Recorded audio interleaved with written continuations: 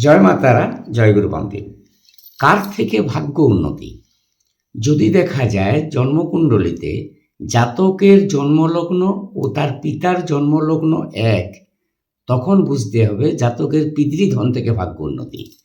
আর যদি দেখা যায় পঞ্চমপতি গ্রহ নবমে অবস্থান করেছে আর নবমপতি কর্তৃক দৃষ্ট হয়ে আছে, তখন জাতকের পুত্র দ্বারা ভাগ্য উন্নতি হয়। আর যদি দেখা যায় ভাগ্যপতি গ্রহ অর্থাৎ নবমপতি গ্রহ তৃতীয়পতি গ্রহযুক্ত হলে ভাতৃ থেকে ভাগ্য উন্নতি বা ভাতৃধন থেকে ভাগ্য উন্নতি। আর যদি দেখা যায় নবমপতি গ্রহ সপ্তমপতি যুক্ত হয়ে আছে, তখন পত্নী থেকে ভাগ্য উন্নতি হয়।